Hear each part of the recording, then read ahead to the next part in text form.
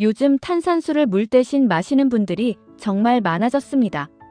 이전에는 콜라나 사이다 같은 탄산음료를 즐기던 분들도 설탕이 몸에 안 좋다는 것을 알고 탄산수로 바꾸기 시작했고, 물은 잘 안 넘어가는데 탄산수는 시원하게 잘 넘어간다는 이유로 더 자주 찾는 분들도 계십니다.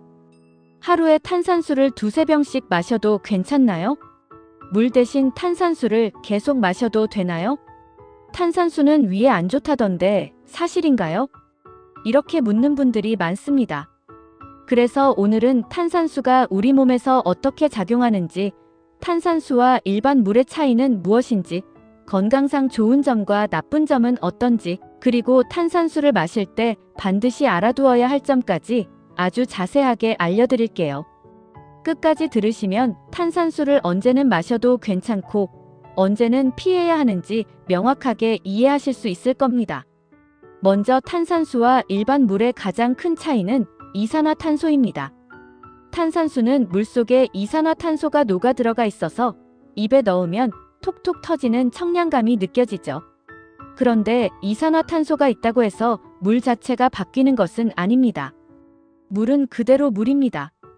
다만 탄산이 들어가면서 우리 몸의 반응이 약간 달라지는 거죠. 특히 위장과 식도, 혈관, 포만감, 그리고 신장과 관련된 작용에서 차이가 나타날 수 있습니다. 그래서 탄산수를 마셔도 되는 사람과 조심해야 하는 사람이 나뉘게 되는 것입니다. 탄산수가 우리 몸에서 가장 먼저 영향을 주는 곳은 위입니다. 탄산을 마시면 배가 빵빵해지는 느낌을 받는 이유가 바로 이산화탄소 때문입니다. 위 속에 기포가 생기면서 위벽이 팽창하고, 그러면서 위산이 더 많이 분비되거나 역류가 생길 수 있습니다. 그래서 위염, 식도염, 역류성 식도염이 있는 분들은 탄산수를 마시면 속이 쓰리거나 명치가 불편해지는 느낌을 받을 수 있습니다. 이건 탄산수 자체가 나쁜 게 아니라 위가 민감한 분들에게만 나타나는 반응입니다. 반대로 속이 답답하고 소화가 잘 안 되는 분들은 약한 탄산이 위를 자극해서 오히려 소화를 돕는 느낌을 받을 수도 있습니다. 그래서 시니어 분들이 탄산수를 마실 때는 내 위장이 어떤 상태인가를 먼저 확인하는 것이 중요합니다.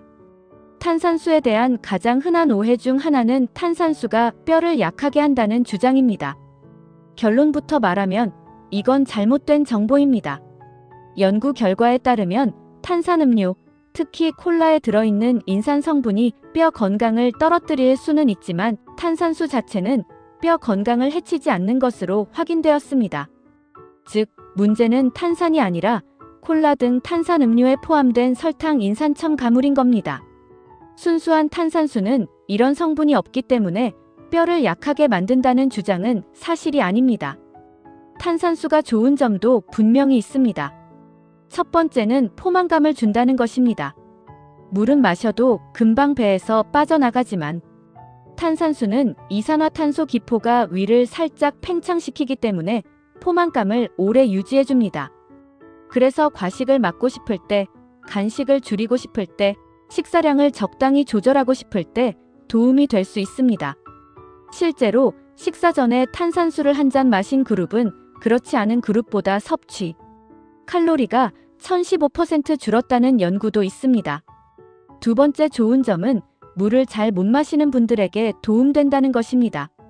시니어 분들 중에서는 물맛이 싫어서 하루 물 섭취량이 부족한 경우가 많은데 탄산수는 청량함 덕분에 물보다 더 쉽게 마실 수 있다는 장점이 있습니다. 수분 섭취가 늘어나면 변비 예방, 피로 감소, 피부 건강에도 좋은 영향을 줍니다. 세 번째는 단 음료를 끊고 싶은 분들에게 탄산수가 훌륭한 대안이라는 점입니다. 콜라나 사이다를 자주 마시던 분들이 갑자기 물만 마시기는 어려운데 탄산수는 설탕, 인공 감미료, 색소가 없으면서도 청량감을 그대로 주기 때문에 자연스럽게 단 음료를 끊는 데 큰 도움이 될 수 있습니다. 특히 당뇨 위험이 있는 시니어 분들에게는 아주 좋은 선택입니다. 하지만 탄산수에도 주의해야 할 점이 있습니다. 첫 번째는 위장 질환입니다. 위염, 역류성 식도염, 과민성 대장 증후군이 있는 분들은 탄산수가 증상을 악화시킬 수 있습니다. 공복에 탄산수를 마시면 속쓰림이 생기거나 가스가 차서 더부룩할 수 있습니다. 아침에 탄산수를 마시는 것은 특히 좋지 않습니다. 위가 텅 빈 상태에서 기포가 위벽을 자극해 불편함을 만들 수 있기 때문입니다. 두 번째는 신장질환 환자입니다. 탄산수는 기본적으로 물이기 때문에 신장 자체에 큰 부담을 주지는 않지만 나트륨이 들어있는 탄산수는 반드시 피해야 합니다. 일부 탄산수에는 맛을 위해 나트륨이 첨가되어 있는데 신장이 약한 분들이 이를 많이 마시면 부종이나 혈압 상승이 생길 수 있습니다. 라벨을 반드시 확인해야 합니다. 세 번째는 탄산수의 종류입니다. 레몬향, 자몽향 등 향이 들어간 탄산수 중 일부는 산도가 더 강해서 이를 손상시킬 수 있습니다. 치아가 시리거나 잇몸이 약한 분들은 향이 없는 일반 탄산수를 선택하는 것이 안전합니다. 그렇다면 탄산수를 건강하게 마시려면 어떻게 해야 할까요? 가장 중요한 원칙은 물을 완전히 대체하지 않는 것입니다. 탄산수는 물의 대체제가 아니라 옵션입니다. 즉, 기본은 물 70에서 80%, 탄산수 20에서 30% 정도 비율이 가장 좋습니다. 하루에 탄산수 2병 이상은 권장하지 않습니다.